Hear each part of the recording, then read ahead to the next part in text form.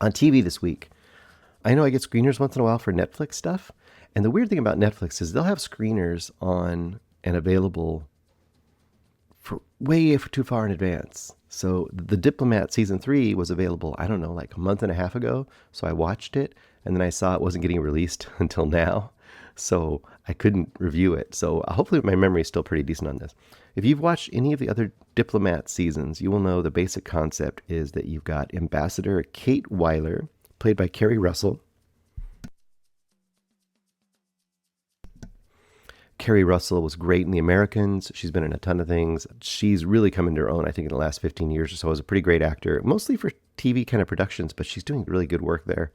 She plays an ambassador. She's the American ambassador in England in all the seasons. And she's married to Hal Wyler. So she's Kate. Hal is played by Rufus Sewell. You probably know him from a bunch of things. Also in here, you've got Allison Janney as the vice president, and you've got Rory Kinnear, who you probably have seen in British productions. He plays a ton. He's like the prime minister, I believe, all 3 seasons. And Bradley Whitford is the vice president's husband. So he's like this. Is that the second husband? There's what do they call it? The president's wife, because it's only had male presidents so far. Is the first lady. And I guess the second lady would be the vice president's wife. Well, since he's the vice president's husband, he's the second man. I don't know how it works. Anyway, this season is going to give you a lot of what you either liked or didn't like about the other seasons. So the basic way this movie works, or this series works, is you've got Kate as this very overqualified ambassador in England. She is somebody who has been like special forces kind of stuff. She's super highly into the international intelligence kind of scene. In fact, she met Rufus, her husband Hal. She met Hal doing those kind of activities.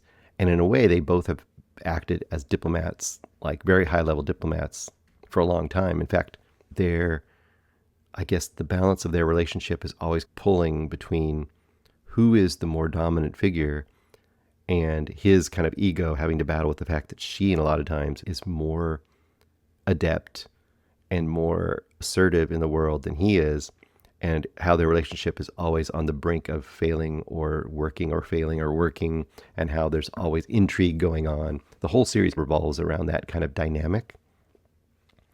The interesting thing about season 3 is, so throughout season 1 and 2, there's always some sort of a spy kind of stuff going on, where stuff's going on between England and America, and Kate's kind of in the middle of it. And there's always a little bit of like back office intrigue and wheeling and dealing. So you kind of get this kind of like a West Wing meets sort of spy thriller-ish sort of stuff, but it leans more on the intrigue and less on the thriller, but it has always a little bit of thriller elements. And when you got to the end of season 2, once again, this is going to be a spoiler. If you haven't seen the first 2 seasons, I'm surprised you're listening to a review of Diplomat season 3. Well, it'll be spoiler-free for the season 3. There's a slight spoiler for season 2. Season 2 ends with the president dying, and basically Allison Janney's character is going to become the acting president now. She is the president by default for however many years are left in that term. And everything's thrown into disarray, of course. And at the beginning of this season, we're wondering, because now they're going to look for a new vice president, the hat that's been thrown into the ring is Kate, who is now still the ambassador in England. Is Kate going to become the new vice president? And will her husband be able to handle that ego hit? Or will he become the vice president because he's got his own like cachet in that world? So that is kind of your basic setup. You'll find that answer out very quickly in the first couple episodes. And then the rest of the season becomes like, how does a relationship either survive or not survive the new dynamic of one of them being possibly the vice president, and just whatever intrigue is going on for this season, which is pretty good. And there's a whole bunch of like satellite characters which have been around for 3 seasons. So if you like the characters and you like the dynamic of the first 2 seasons, I think you're going to enjoy this one just as well. It's got its own kind of like set of stakes, like I said, because based on now one of them being the Vice President of the United States, which of course is pretty high stakes. There, of course, is some sort of a crisis going on with England and ongoing kind of problems between them and the British government. And then I think the Bradley Whitford character as the kind of long-suffering sidekick to his much more successful wife and how his ego deals with that is a great kind of special sauce in this season, because he really didn't have a part in the other seasons that I remember. But he has a big part in this season is how it's just interesting to see, because you have essentially 2 couples who have powerful women and powerful men in them, but how the men who may or may not be in the side seat relatively deal with their egos and how they deal with not being seen as the most powerful part of that couple. So that dynamic is really fun and interesting to watch throughout the season. Once again, this isn't going to change the world. It isn't the most action-packed series.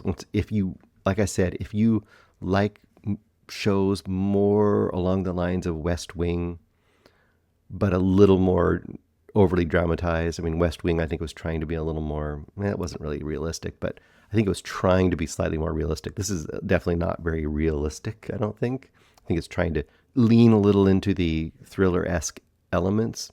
But if you like that kind of style, I think you'll have a good time with this. I would say it's probably 3.5 for this season. Once again, the seasons aren't overly long.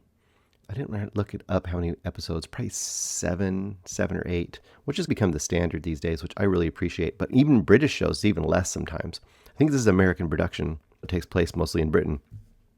If you get an actual British TV show, a lot of times they're only about 5 episodes or maybe 6, and I love that because it's just super streamlined. Either way, 3.5 for the Diplomat season 3. I would say if you haven't dipped into the Diplomat at all, so go ahead and start with season 1 and see what you think. Once again, I think Keri Russell continues to do fantastic work, and I'm happy she hasn't been sucked up into, I don't know, the Marvel universe or something as, like, I don't know, not as a superhero, but as one of their handlers or something. I'm glad that hasn't happened. She is doing her own thing and I guess carving out her own little corner of the political thriller universe, I guess, is what she's done between this and The Americans. She was fantastic in The Americans as well. Okay, Diplomat season 3, 3.5. Hey guys, thanks so much for watching this video. For more movie and television reviews and interviews, please subscribe to my Deepest Dream channel. Like, comment, share, subscribe. And as always, thanks so much for your support. Take care.